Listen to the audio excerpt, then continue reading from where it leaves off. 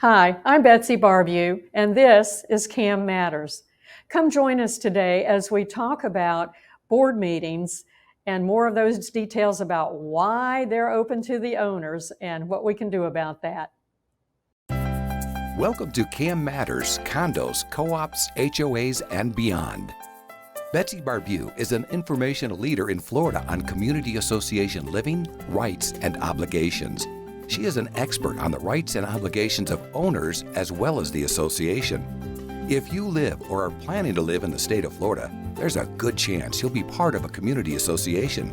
And by the end of this show, you'll know a little bit more about community associations and why they matter. Welcome to another show of CAM Matters. I'm Suzanne Lynn with Betsy Barbieux. And Betsy, it seems like meetings are the questions that you get most asked. Let's just dive in because you did an amazing article. Let's reference that article and kind of start diving in a little bit to meetings. The article was actually published in May. It doesn't hurt to ask. And it was published in May in the journal. So if you haven't read it yet, you can go online to fcapgroup.com and read it. Or maybe you got it in your magazine. You just haven't opened your magazine yet. Right. But I tell you, I know I get more questions on meetings than anything else. And even out of state people, which is really weird. I did a training in Louisiana last month with a group of managers. And they're having me come back in October to talk with their managers who manage in Louisiana, Mississippi, Alabama, and Texas, just meeting mechanics because they think maybe the way we do them in Florida, or the way I suggest that they do them in Florida, is better than what they're doing. Because even other states that don't have the laws that we have, they still have issues with meetings. So I'm going back in October to Louisiana to train a group of managers there on meetings. You know, it seems to be a very vulnerable topic because if you do it wrong, I mean, there are laws, but you can lose control really fast if you don't have guidelines and you don't have the confidence that you're doing it right off the bat. You know, you can lose control. You can lose control very easily. Yeah. And the article has a series of questions. And it's funny because when people, in fact, I told somebody today, they called me and asked me a question. And I said, well, I can't answer a question without asking you more questions to clarify. So that's kind of what this article does. It just starts with a question that begs another question, begs another question, begs another question. So the first question is, why are board meetings so different from any other types of boards? If you think about it, in any other kind of industry, professional, civic, social, corporate, business, whatever other kinds of meetings, groups of people, boards of those groups, when they meet, the stakeholders of those groups don't come to meetings. Right. So, for instance, the members of Kiwanis don't come to Kiwanis board meeting. Right. The members of the Chamber of Commerce don't come to the Chamber of Commerce meeting. Probably the stockholders of Exxon don't come to the Exxon board meetings. I don't even know if there's Exxon still, but but you follow what I'm saying. The stakeholders of those groups don't come to the board meetings. Right. So to begin with, it is very odd that members of our communities come to board meetings. Mm-hmm. I have New York City client, management company client.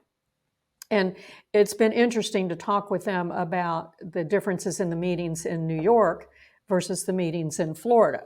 And in New York, they have closed board meetings. Okay.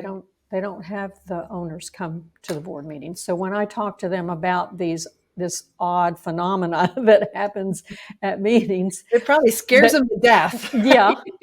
And they go, and it's like right over their head. They don't know what I'm saying. They don't know why I'm saying what I'm saying because that's not their experience. Right.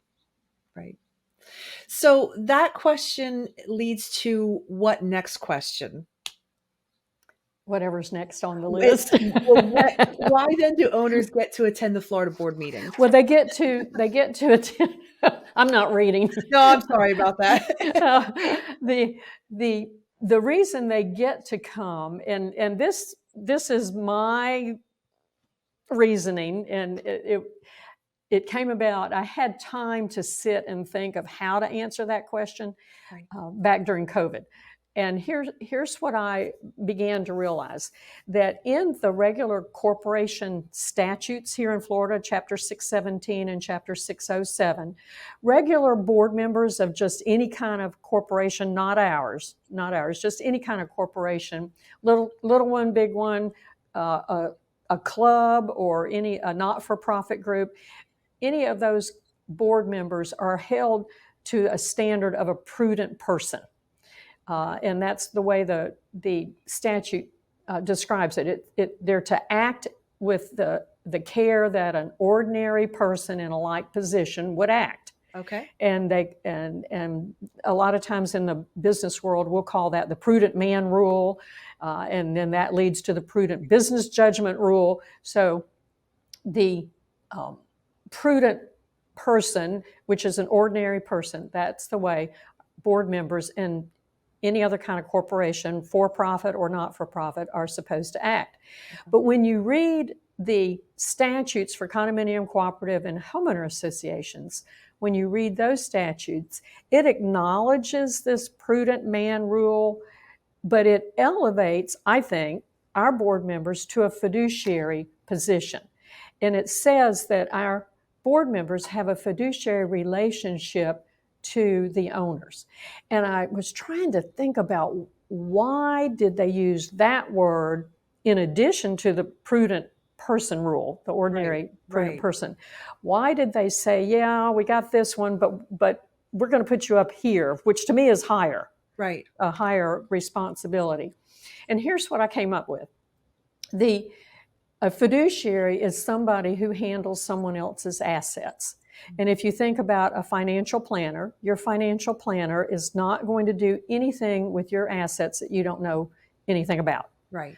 He or she is going to talk with you, communicate with you, or you will have communicated with them, do this, do this, do this, and you will have given them instructions, or they will check with you first.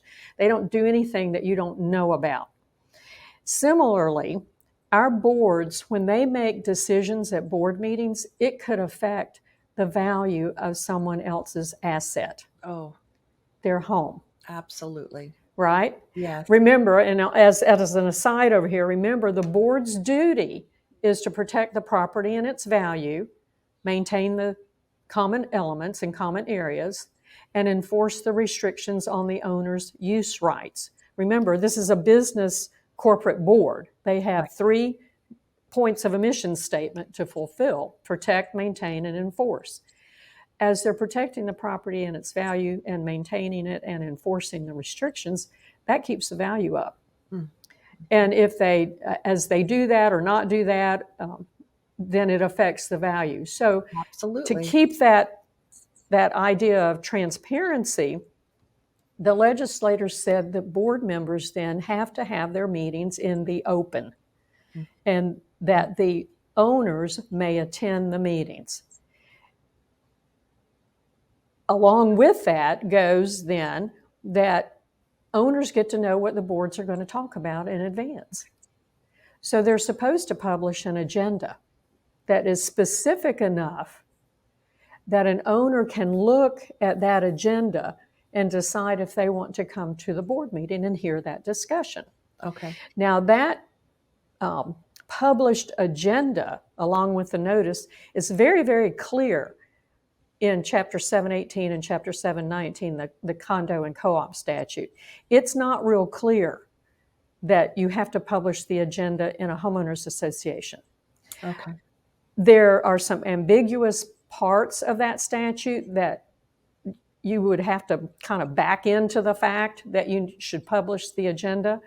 But I have an attorney down in Palm Beach that I used to do board certification classes with. And Scott, I'm going to give you a shout out, Scott Wortman down in the Palm Beach area. He and I used to do board certification classes together, and he specializes in homeowner associations. And he would say to the group, he would say, when the HOA statute is silent or ambiguous, you really can't go wrong in following what is set out in Chapter 718 for the condos. So when in doubt, just follow the condo statute, and you probably can't go wrong. Right. Otherwise, what a board can do is create a policy that says we will publish the agenda. Mm-hmm. I mean, they can create a policy. They can vote on that at a board meeting and say, this is what we're going to do from now on. There's got to be the transparency somehow. Yeah, right? yeah. And I don't know why not. I mean, Right. It keeps the board on track. Right. It allows the owners to know what's going to be talked about. The statute does say, whether it's homeowner association statute or whether it's the condo and the co-op, it does say that the owners may make statements to the agenda items. Well, how can they make statements to the agenda items if they don't know what they are? Right. How can they be prepared to, how can they decide if they want to come to a meeting and make a statement about an agenda item if it's not published ahead of time? So I don't know why not. I don't know why there would be the secrecy. Yeah. That's just a fight I wouldn't fight. Yeah. Yeah. Good question.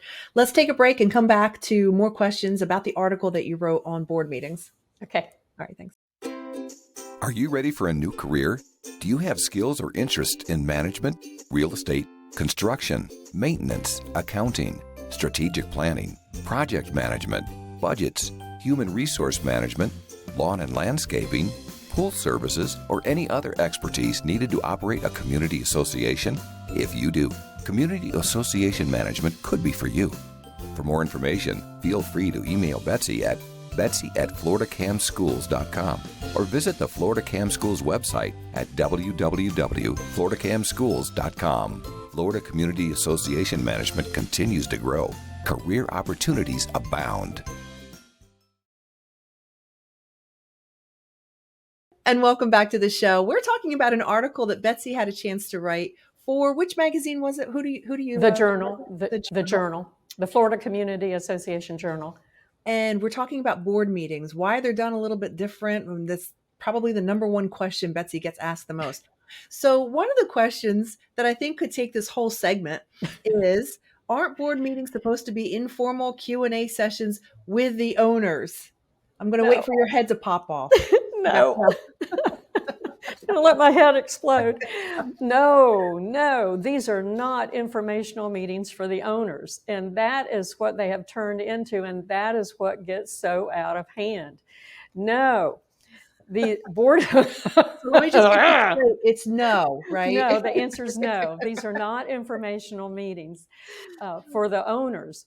Right. This is a board meeting for the board to get its business done, protect the property and its value, maintain the things that are used in common, and enforce the restrictions on the owner's use rights. That's what they're supposed to be doing. The information, with today's technology, there are all sorts of ways to give information to the owners. Mm-hmm. You can have Tuesday morning coffee at the clubhouse and have a board member or a manager there and answer questions. You can have a Dropbox, you can have an email, you can have a newsletter. I mean, there are just all sorts of ways to give and receive information to the owners, but the board meeting is not the place for it. And that probably goes into the next question, which is, that's why board members sit around a table instead of in a panel style. Right. Because you're not talking to the owners. You're talking to the owners, so you should not be in a straight line panel style talking to the owners. You need to be. That encourages questions. That encourages disruption. I mean, in all fairness, if you're sitting in a panel style with your owners out there, it does look like the meeting's for them. It does. In all fairness. I mean, so they do get confused. But the board needs to sit at a board table, either a round table or a square table, so that they are facing each other, not the audience. The meeting is for them. Now, if you have a big room, if you have a big group of owners who usually attend, you can certainly put microphones at your table so that they can hear you, but you're not talking to them. You're talking to each other. Right. The ability to lose control without these restrictions, without, you were talking in another show about different states having different rules, and Mhm. you know, we're thankful that Florida has you to be able to remind and reiterate and get the courses on how important it is. But for people who aren't staying on top of this, I mean, they're just inviting bullying and Yes, explosive conversations yes. when they didn't have a right to speak anyway, you know? Now, the legislators did go one step further in that law. The owners may attend the meetings and they may make a comment to an agenda item. The legislators went another step further and said the board can create policies for how and when owners speak during the meeting. Okay. So it takes maybe 4 sentences to create that policy, Right. but Right. I bet 95% of boards don't have them. But you probably should say in your policy that an owner needs to sign up ahead of time to speak to an agenda item. Okay. And that would be real easy to do.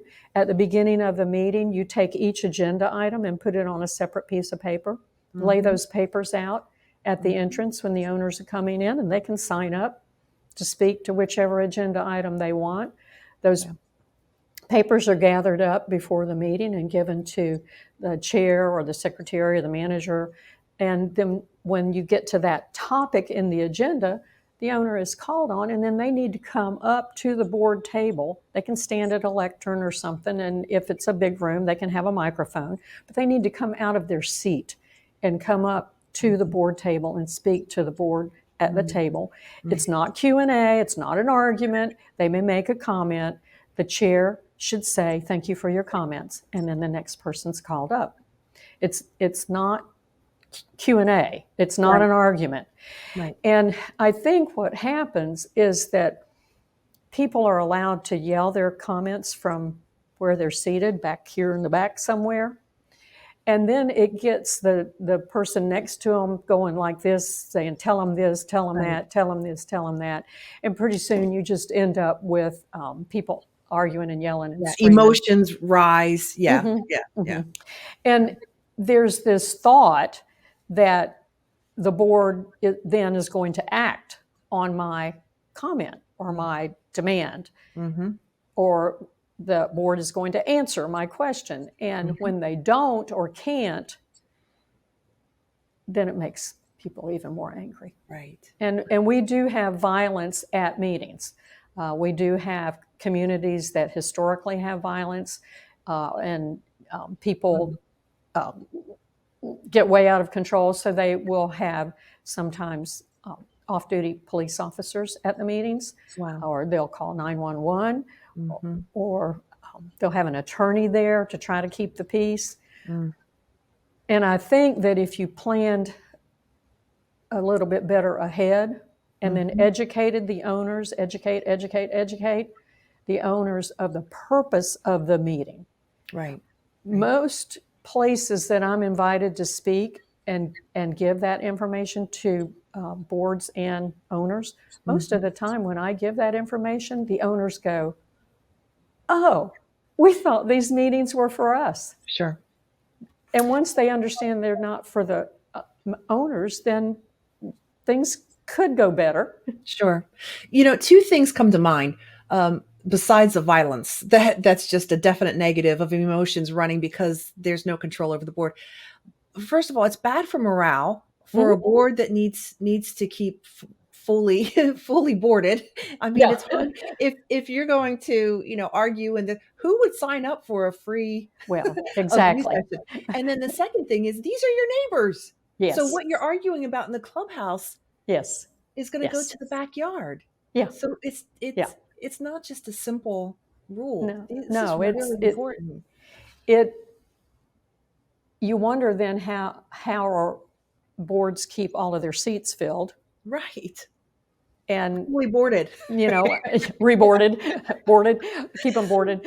Yeah. But there is the problem of apathy. Nobody wants to run for the board, and Right.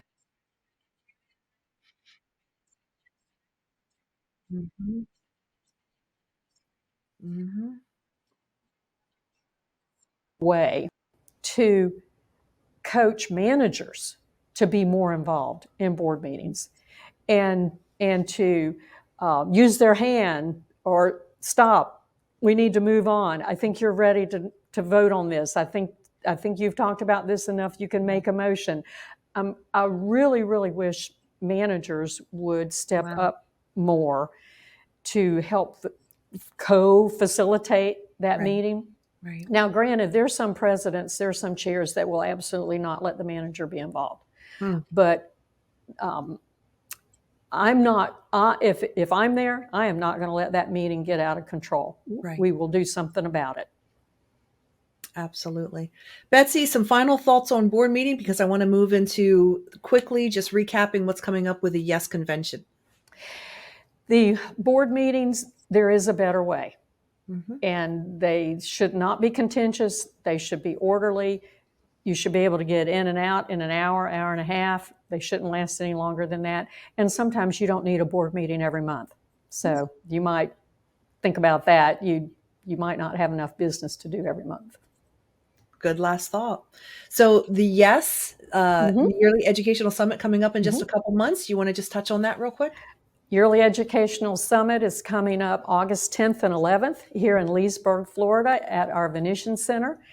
And we have great facilitators lined up for you for day one. We've got Catherine Hurst Miller, who will do the legal update.